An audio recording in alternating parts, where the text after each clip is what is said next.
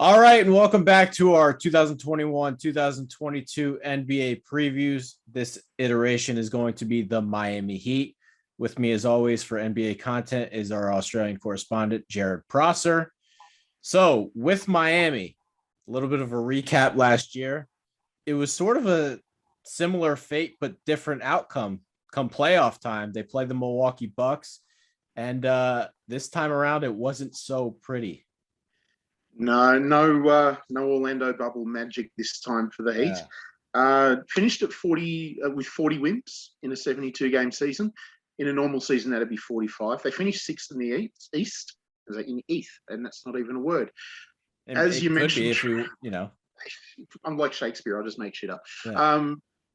As you mentioned, they played the Bucks and got absolutely eviscerated by by your champion Milwaukee Bucks. Mm-hmm.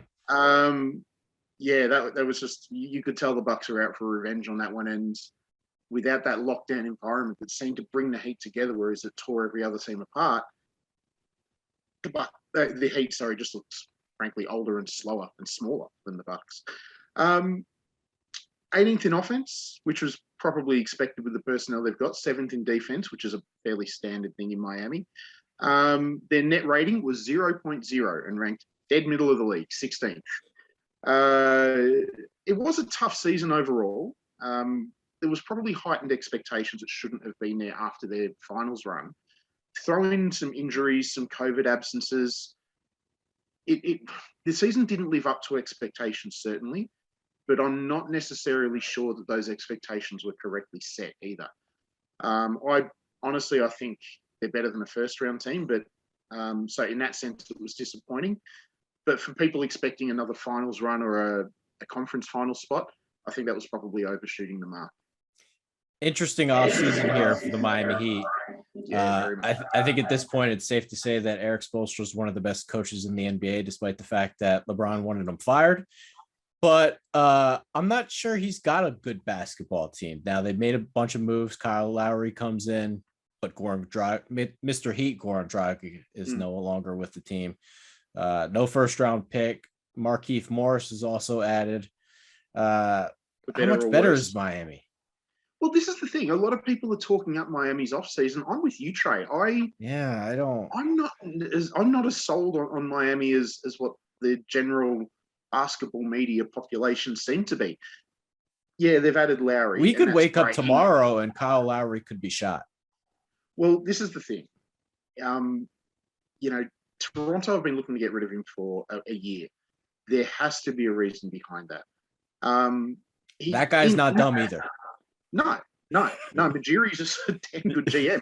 But in theory, he provides what Miami needs. He provides another playmaker, but in this case, somebody who can actually pull up and hit a shot from deep. Markieff Morris, the ultimate trick or treat player. He can raise you up, he can sink you, but it's never a grey area with him. PJ Tucker, in theory, a really good pickup, but as we saw in last season's playoffs, still a great defender, but he is a 0 at best on offense. He wasn't really hitting those corner threes anymore, and he was being left dead set and naked by every team that the Bucks played. He was the guy that they were cheating off, and he couldn't make them pay. Maybe it was just exertions from playing so much defense against so many good players. It's serious. He's old. It was a crazy playoff run because you would see Durant put up 40 and it was like, you know what? I think PJ Tucker's doing a good job. Well, the thing is, he really was. On a box score, you'd go, "Oh, Tucker got burnt," but then the eye test said, "It's like Durant's really working for 65 on a normal defender." Yeah. But you mentioned the outs. Goran Dragic is out, but again, he's one who's on his last legs as well. But a lot of the depth has gone. Precious Achiuwa, who admittedly was kind of redundant with Bam, he's gone. But an interesting guy that could have developed, maybe. Yeah, potentially. But I think as a use of assets, having two very similar players who can both potentially play 30-plus minutes, no, it wasn't a good use of assets. Trevor Ariza and Andre Iguodala have left, thus dropping the age of the team dramatically. Kendrick Nunn is gone. And that's quietly a big loss for them. He was Yeah. instant offense off the bench. So yes, they've added stars, but they've added stars with question marks or big name players with question marks, but they have lost some of their depth as well. You know, I wouldn't want to be relying on the Okpalas and the Gabe Vincents of the world. Who is your key player here for the Miami Heat? Mine has to be, I'm a huge fan of this guy, Duncan Robinson. He got his money this offseason. Got his money this offseason. But honestly, when you look at it, you'd almost rather have the Duncan Robinson deal over the Joe Harris deal that the Nets got. I'd be happy with either. They're both very, very good at what they do. I think most people would say Jimmy Butler was the key player, but I actually think it's Bam. Okay. Well, those are the obvious picks, though. Yeah. No, I think it's Bam. He emerged. He had a great playoffs in the bubble, but he backed that up with a really good season last season. 18 and 10. With about 4. Is there another guy like him in the league? I'd have to think a about unicorn. it. But he is somewhat not in the usual sense of the term, but he very much is. Over a steal a game, over a block a game, obviously an elite defensive force, but he's turning himself into it's hard to find a big guy that moves like him and can pass like him. His passing's wonderful. He's a gifted playmaker. He reminds me a little bit of Pau Gasol and Andrew Bogut as a high post playmaker. Like he's just a great reader of the play and a great passer of basketball. I think him having Lowry with him as opposed to Butler will open up more for Bam as a pick and roll player. All of a sudden, you could always cheat under a Jimmy Butler Bam pick and roll, but you can't do that with Lowry. So that's going to give more space for Bam on the short roll, where he can pick apart defenses with his passing, with his ball handling. And he started to flash a jumper, like an elbow level jumper as well. He won't stretch that out to 3, certainly not this year or probably next. But with that little bit more space, I think Bam could legitimately be a 2010 guy this year. He's already an all-star based off his defense, and he could legitimately be a fringe all-star based just off offense this season. All NBA is very much in play. Moving on to the X factor for the team, mine has to be Kyle Lowry.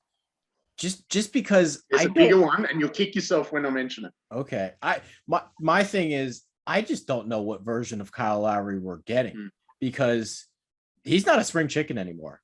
No. That cliff is coming, and for point guards, he's already for point guards he's already exceeded. Like, hey, these smaller point guards, they fade fast.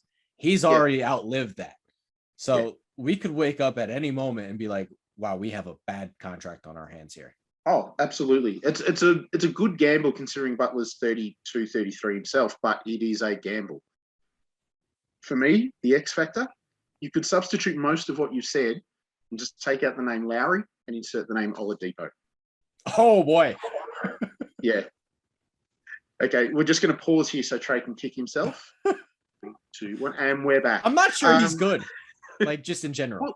Well, this is the thing. He was legitimately outstanding in Indiana until those injuries hit the quad, the knee. If he can come back to 85% of what he was, he could be the sixth man of the year. He really could. Like that 85% of what Depot was in Indiana is a damn fine basketballer. Or we'd rather have Kelly Olynyk. Well, I think on a it's a bit like Lowry, this one, isn't it? You're playing the odds, yes, knowing that you could win the jackpot, you could crap out. Depot could play 25 games and retire as well. That's the opposite end of the spectrum. I think he comes back and he plays a reasonable amount of games, plays maybe 20 minutes, but I think he's just a guy. I think he's a good bench scorer like so many other good bench scorers. Hey, the Kelly Olynyk, Avery Bradley return's not looking so bad. Look, yeah. No, look, I loved watching Depot at his best. Like his speed, his ability to cross over and slice through an approaching double team was glorious. But yeah, I just have a bad feeling that what we what we are seeing now of Victor Oladipo is what we're going to get. He should fire his agent too for turning down that money. Oh yeah. Oh yeah. Player you're looking forward to the most? I'm not even really Well, sure I have an answer here. It's a really veteran team. Yeah, I don't have necessarily a One that player sticks that I'm out to looking me. for in this regard. It's more what I'm looking for is Spoelstra and how he handles his rotations. If you have a look at this team now, that front court is deep and versatile. Tucker allows them to play smaller. Markieff Morris gives them a legitimate stretch five, when he's on, who can handle most low post centers because he's a brute of a bloke. Doesn't like to rebound though. Loves to fight, but doesn't love to rebound. But he can hold. He's not going to get beasted in the low post. Even Dedmon, he's a pretty good shot blocker, and he can provide a little bit of 3-point shooting, which means he can space the floor if you want to play big and have Bam at the 4, like Butler at the 3 and Robinson at the 2. So all of a sudden, there's a lot of versatility in that front court, and I'm interested to see how Spoelstra juggles that. Likewise in that back court. Assuming everyone's fit and healthy and doesn't age in dog years, Lowry, Hero, who looked really good in his first preseason game for what that's worth, Robinson and Depot, that's a very good 4-guard lineup, assuming that Depot and Lowry can get back to something approaching their best. Someone's going to miss out on key minutes there, and it's interesting to see how Spoelstra handles the rotation, but also handles the egos, because I can guarantee it won't be Robinson or Lowry. Hero has, for a young guy, he does have an ego, and Oladipo definitely has an ego. So I'd be just interested to see both on the minutes and the personalities how Spoelstra manages them. Untouchable for James Harden. You got to play that guy. Yeah, that wasn't Riley's best call, I think. All right, prediction for the Miami Heat. I'm not sure they're much. I kind of mentioned this. I'm not sure they're much different than a year ago. Maybe a 6th seed in the East. Well, I've got them as the 5th seed. So give or take. I didn't map it out. I just Vegas has got them at 48 wins, and that's exactly that sounds about right. I think it's a great line. Yeah. They're an older team, of course, but they are, as I mentioned, they're really deep. Which, with a coach like Spoelstra, who is very, very good at managing rotations generally, I think he'll manage to work players in, work players out, up their workloads, bring them back a little bit when they need to. And the depth there will allow them to keep ticking over and getting wins through the regular season. I think that no matter who they play in the first round, there's probably enough veteran know-how, enough talent, and enough fire from losing in the first round last season to win them a playoff series. But they're still a step behind the Bucks, the Nets, certainly. And as things stand, and this may change a lot, but as things stand, they're still behind the Sixers as well. And they're probably behind the Hawks. So if I had to tier it, they're above a team like the Bulls, but they're not like a clear contender to come out of the East. Yeah. Look, there's enough there to make a run. And I think they I think they get a first round upset. But I don't think they go beyond the second round. All right. That's your Miami Heat season preview. Jared, anything else to add here? No, I think we've covered it in relative depth without going into a 2-hour micro minutia type pod, which we will do eventually. Yes, we will. All right. That is your Miami Heat season preview. Make sure to follow Jared on Twitter. That is hey_it's_JP.